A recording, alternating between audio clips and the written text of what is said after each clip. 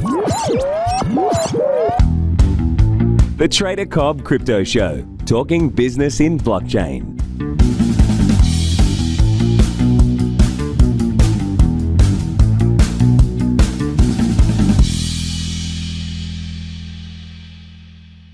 This show is proudly sponsored by coinspot.com.au, with the largest range of cryptocurrencies anywhere in the Australian market.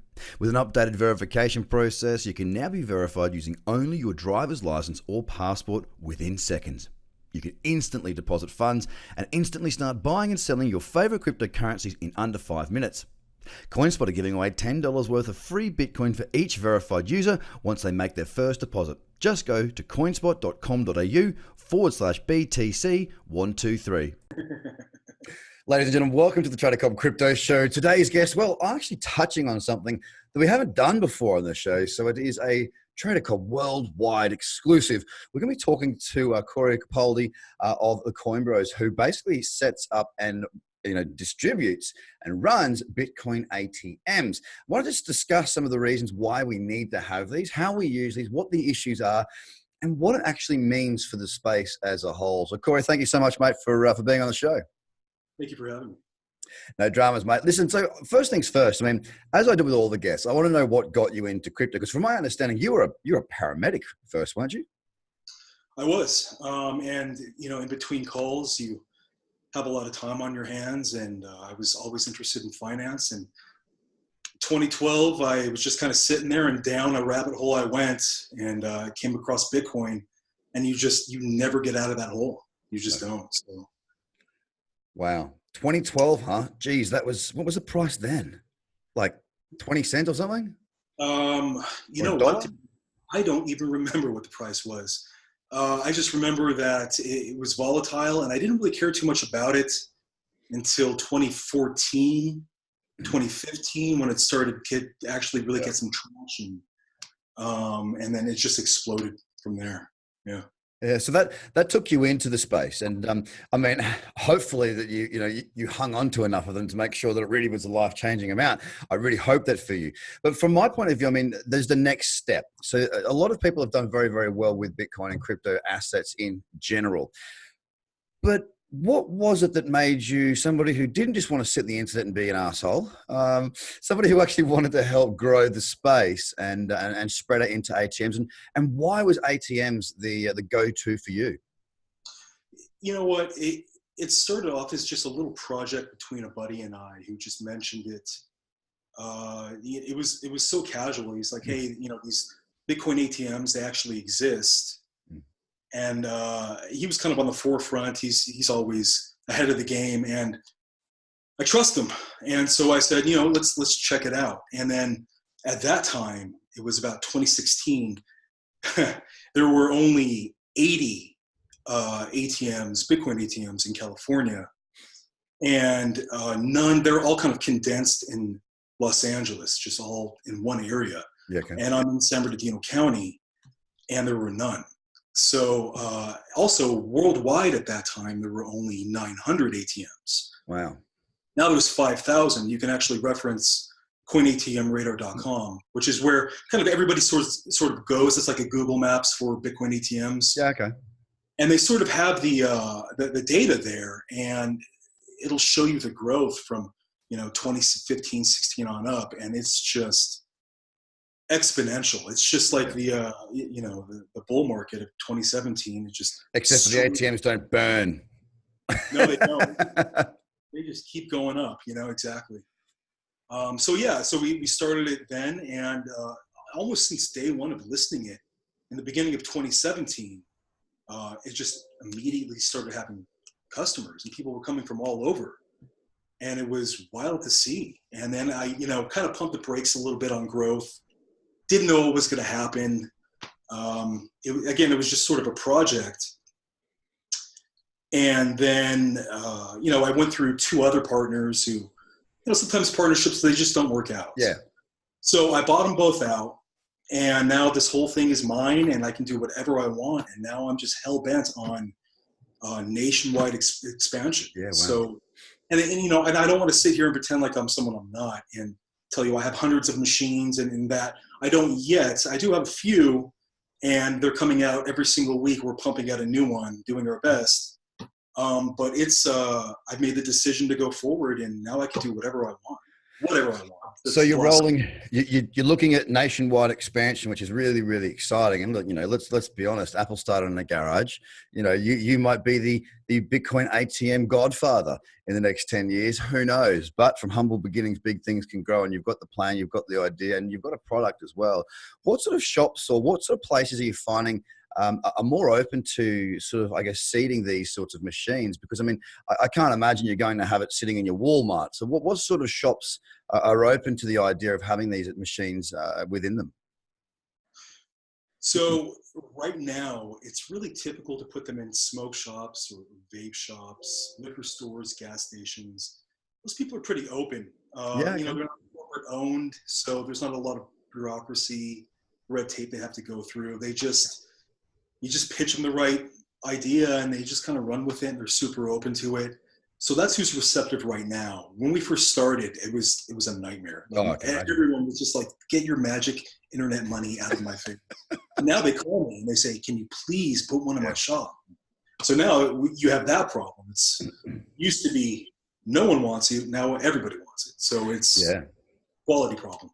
Well, one of the things I see as well. I mean, I think is California now. Is it now legal to use cannabis at a what's the level? I mean, I know the medicinal stuff came in, but can you now like have it? What's the word I'm trying to come to? Like the same as when you can drink a beer.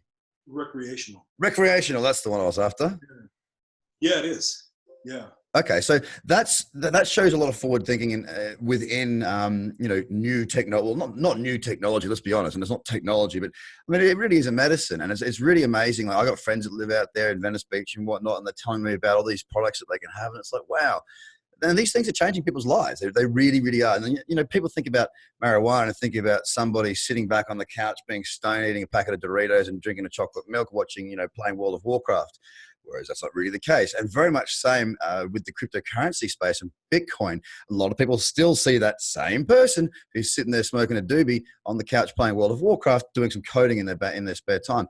But California is moving forward. They are seeing it as a bigger industry, and we're seeing that grow. And I think with the marijuana and the sale of that, well, the entire industry starting to grow as well now.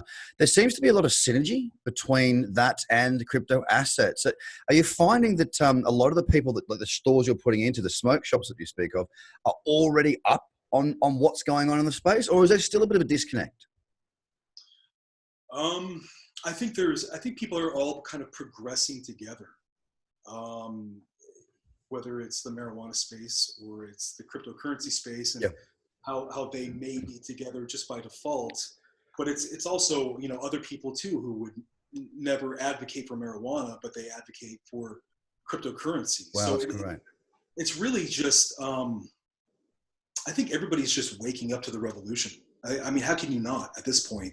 People see a problem with what's going on with economies and the banking system and finances, and they want to take control of their life and their own assets and their wealth. I mean, how is that not attractive to anybody? Anyone educated, that's the thing. And that's, I think, why California is so really good at moving forward these sorts of things and understanding. And it's great to hear that society as a whole, not just sort of certain pockets of society, are very open to these things, because California as a state, so if California was a country, I think it would have the 7th largest GDP in the world or something along those lines. So to have to have a state with such clout, financial power, it really is really good to see that they're sort of, I guess, accepting crypto assets. It'd be nice to see them jump on board a little bit more and help to buoy us up a little bit. But I'm sure that is coming. Now, when we talk about the ATMs further, we are giving people the opportunity for two things. One, they can see there's the Bitcoin symbol. So they're more familiar with it being in their life, right? They're more familiar with it being around. So it's sort of subconscious development and understanding and recognition. Now, when it comes to the next stage, we have seen a lot come out about scams, about being ripped off. And let's make one thing very, very clear.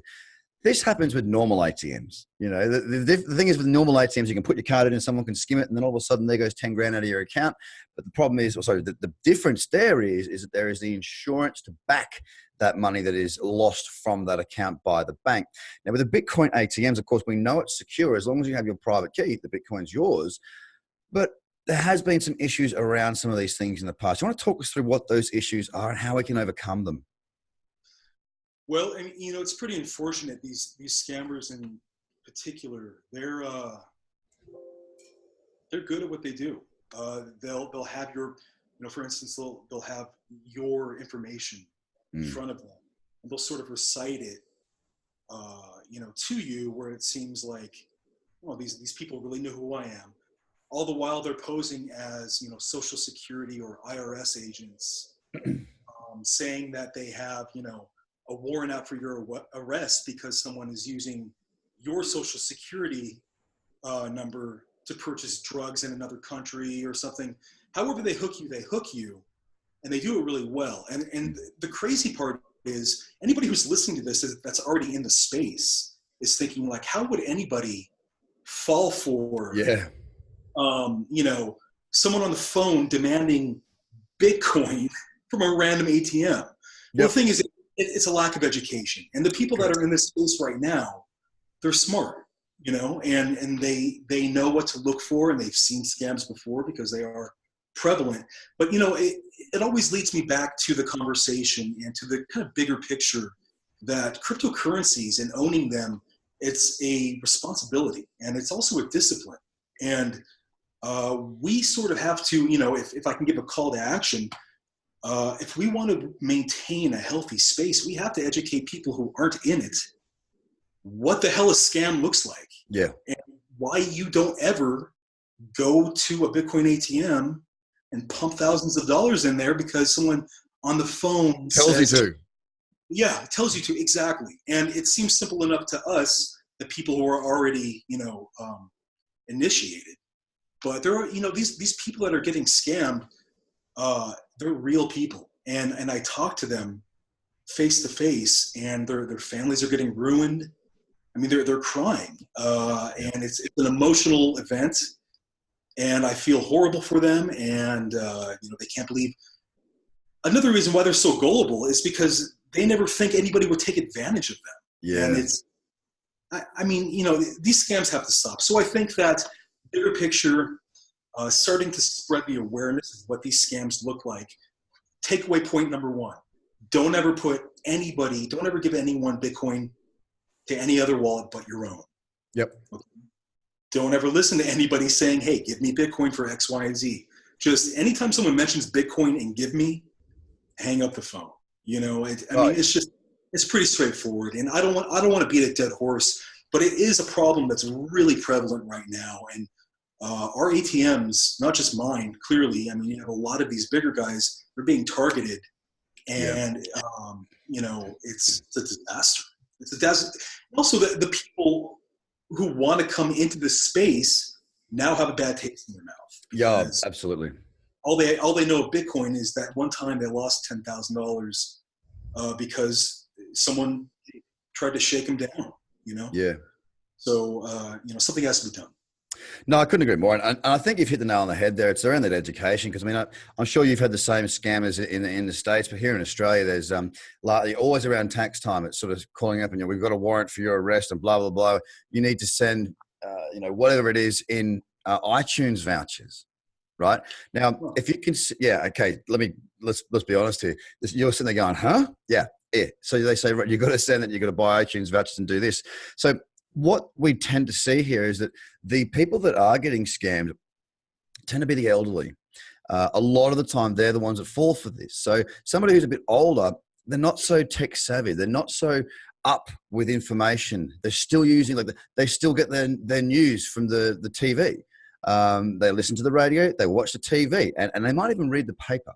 But that's basically plugging into one stream of news, which doesn't cover most of what's going on out there, as we know. It does cover to a certain extent. There's all sorts, I'm not going to get in the fake news sort of path. That's not where I was going with it. But their eyes are shut. If you look in normal media right now, the only time they ever mention cryptocurrency or Bitcoin is really when it's going nuts. Or if there's a really innovative new tech in something like the Financial Times, they'll talk about the blockchain application. So there's a little bit of it sliding in through blockchain, but most old people aren't reading those parts, and it makes them very vulnerable. And it's because they have come from a much more trusting society where it is difficult to rip you off. They don't understand the internet so well. They don't understand the way things work. So it is very easy for those people to become victims of it. So education is always the key, whether it be to enter into the market to understand what it is that we're doing, or just understanding there are a lot of arseholes out there that are going to try and steal your money from you. Here's what you need to avoid. It's very, very simple stuff. So, I mean, I guess you're one of the people at the coalface, so to speak, or more so your ATM machines. Is there something that you could put on? Like, is there a warning there? If anybody asks for your Bitcoin, just ignore. Like, is there something there that you can sort of include in there? Is there links on a website? Is there a process of understanding? Because, you know, you are going to have a lot of people, especially in this next boom, that are going to be standing in front of your machines, looking straight down at it, and they need to get this information. Well, let me tell you. So that's a great question, and the answer is yes. Good. The Bitcoin ATMs that I use are General Bytes, and their back-end interface are really customizable, from welcome screens to terms and conditions page. Yep. So first of all, I'm a fully compliant entity. So I have a money service business license, registered with FinCEN, where I have an AML KYC policy, and I have a compliance officer, Jessica Murphy. She's amazing. All these things have to come standard with this kind of company. Okay, so that's our protection. That's the way that we save our ass in case something bad happens. As it pertains to the customer, we do have particularly a terms and conditions page, which ironically enough, before you buy Bitcoin, you agree to them, lists every single scenario that these people have fallen for had they just read the first line on the terms. So now what I'm doing is I'm educating the store owners of what a scam looks like. A lot of times, these people are on the phone pumping money, and they're talking to the scammer at the same time. Yeah, true. This is what to look for. Store owner. I'll also have signs put up saying, beware. These people, they're scared. They have tunnel vision, and the people on the other end of the line are really aggressive. Yeah, and they're saying, "Don't tell anyone about this. Don't talk to anyone." And just there's a terms and conditions page. Just press it really quickly, and let's just get this over with. So they know exactly what the terminals look like on the screens. And, these people are able to circumvent limits, and they know what they're doing. So, to go back to your initial question, I'm doing everything I can to stop this. And now, the next thing is a campaign, of awareness, social media awareness, of just pumping out videos of, what these things look like. And hopefully it will stop one person from falling for. Headache. This is our biggest. It's a work in progress. There's a lot to be done. You've got a big project to roll out across the country. It's been an absolute pleasure speaking to you, mate. I wanted to, before we go, is just let people know where they can find the locations of your ATMs and where they can go to find out more about you and the service itself. Sure. So 2 places. You can go on thecoinbros.com. It sort of shows a list of locations. They're not all on there yet. We have 2 rolling out in Florida this month, actually, and then another in a really kind of a surprise location that nobody's really expecting, and I'm excited about that. You can also go on to Coin ATM Radar, which again will reference all of the amazing Bitcoin ATMs all around you. And that's basically it as far as locations right now. That's just kind of how people reference it. And I suppose that's also the coinbros.com. If you are a retail owner or a store owner somewhere in the US, that's where you would go to get in contact here and really just reach out and go, Cory, we want one of your machines and we want it here. That's the best way to go if you're somebody who wants to get one of these machines. If you're somebody who wants to check them out and use them, it's also the best place to go because you can find out exactly where they are, along with the website that Cory just mentioned. Well, mate, look, I wish you all the best of luck, as anything for adoption of crypto, Bitcoin and whatnot within the space is definitely going to get my support, and 2 thumbs up for doing the right thing as well around the education of those scams. We can't turn our back to it. We know that these things are happening, and it's up to us as a community to come together to make this a safe space, as safe as possible for people to actually have a positive experience and for crypto to grow and the space to grow. So thank you for everything that you're doing. I really appreciate your time, and I will speak down the track. Thank you. No worries, guys. Have a great day. Bye for now. This show is proudly sponsored by coinspot.com.au, with the largest range of cryptocurrencies anywhere in the Australian market. With an updated verification process, you can now be verified using only your driver's license or passport within seconds. You can instantly deposit funds and instantly start buying and selling your favorite cryptocurrencies in under 5 minutes. CoinSpot are giving away $10 worth of free Bitcoin for each verified user once they make their first deposit. Just go to coinspot.com.au/BTC123. Views are of the advertiser, not Trader Cobb or the audio presenter.